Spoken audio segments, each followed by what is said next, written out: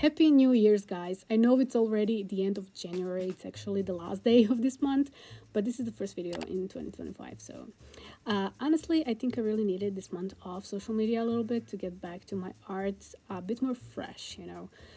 And to be honest, I was sick and we also moved, so that is one big part of my absence here.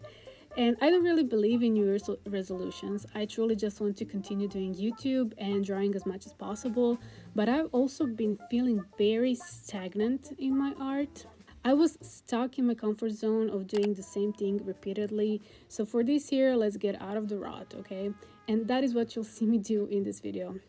I decided to start with some portraits to get back to my roots, and I found this course by Fernanda Suarez on Domestika, and I thought what better way to tackle this challenge than to watch and learn from someone who already knows what they're doing, right? This video is not sponsored by Domestika. I just genuinely wanted to try this course, and I'll put the link in the description if you want to try it out as well.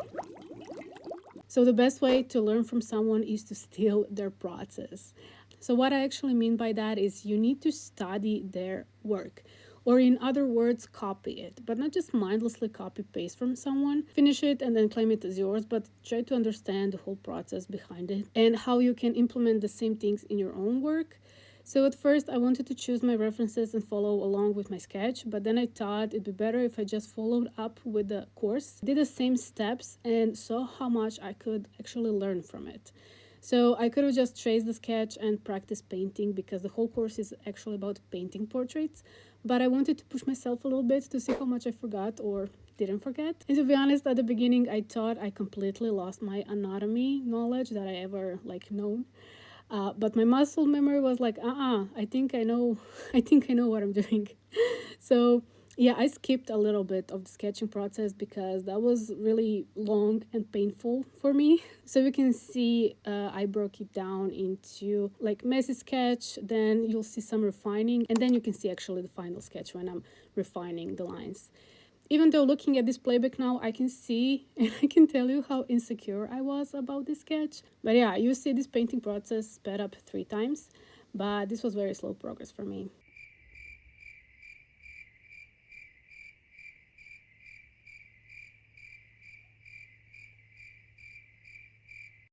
I wanted to really soak up everything she was doing in this course, and even though she does a completely different style than me, I really learned a lot. And that is actually the whole point of doing studies like this. To see into someone's process, try to recreate it, see if that way works for you, and try and implement that later in your work. So what I really love about her process is how she separates the sketch into 3 parts. So she has face, hair, and clothing, which is, for example, something that I wouldn't do ever. But here it made sense, a lot of sense. It's like drawing a plain doll and then adding her different hairstyles and clothing until you're happy with how she looks. So yeah, that's how I felt when I was actually sketching this.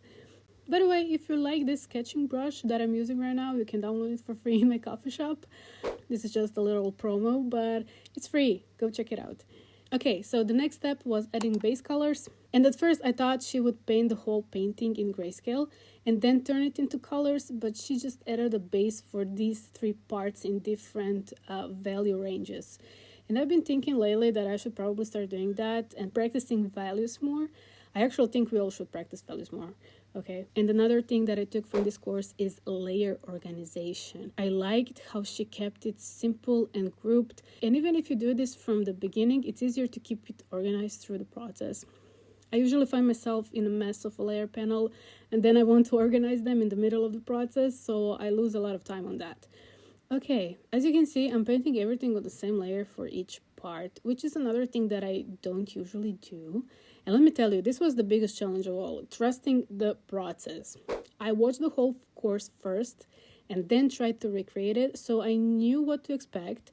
But man, I thought I failed so many times. This gives me more like a traditional painting on a canvas vibe, with layering and fixing parts over painting it, which I actually ended up liking. I'm not gonna lie, but it was really scary at first, And I love this mixed approach of having one layer for the main part, like painting the face, and then adding new layers for the parts you know you may want to tweak or change if you don't like it later. And that is actually the magic behind the digital art. So you can tweak, you can add, remove things without affecting the rest of the painting.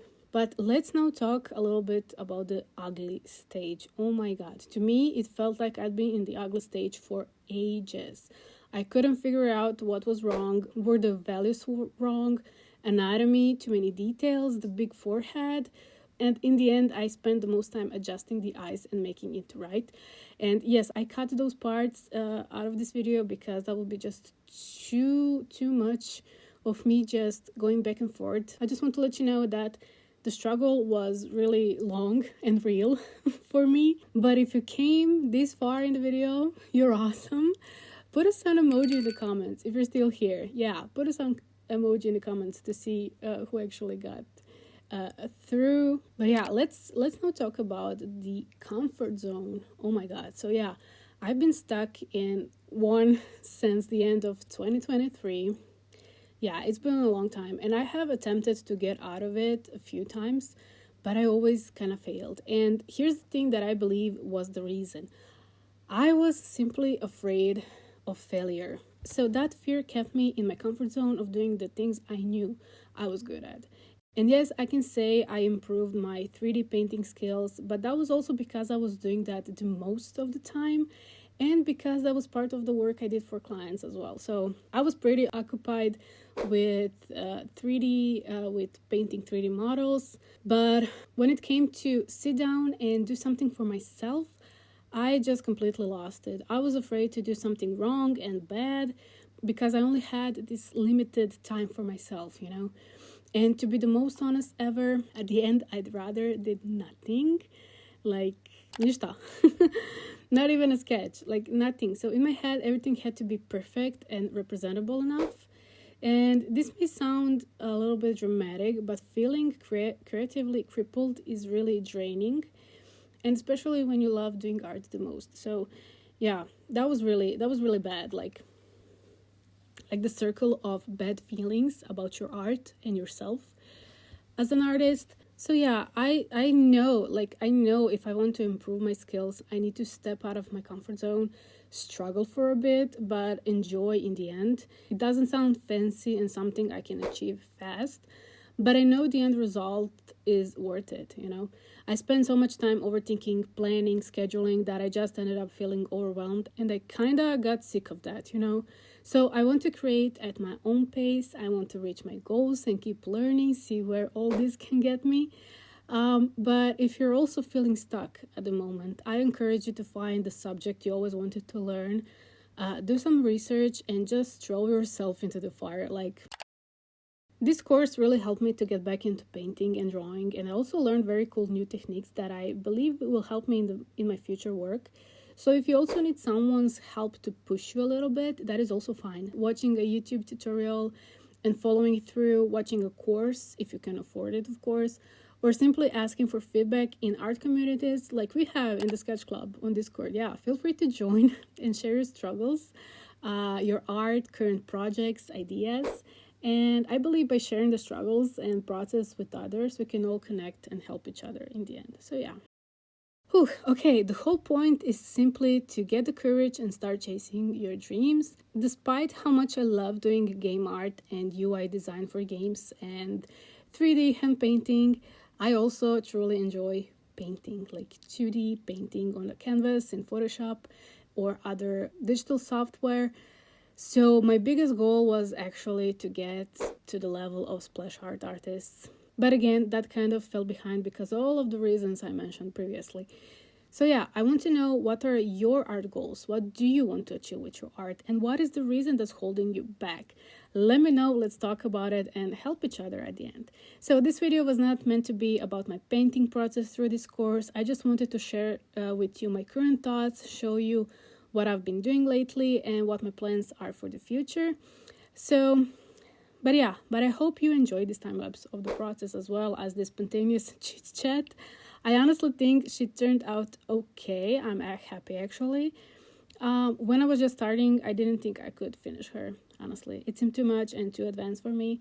But hey, I did it anyway, okay? So the next step is to implement what I learned into my own piece, but I'll save that for another video where I can focus on explaining the whole process to you. So overall, I think the course is great for anyone who wants to practice their painting skills. Maybe it's not for total beginners in my opinion, but rather for intermediate digital artists. And if you have any questions, feel free to ask me in the comments. I'll gladly answer them all. Don't forget to like and subscribe. And thank you for spending your time with me today. I'll see you in the next video. Bye bye.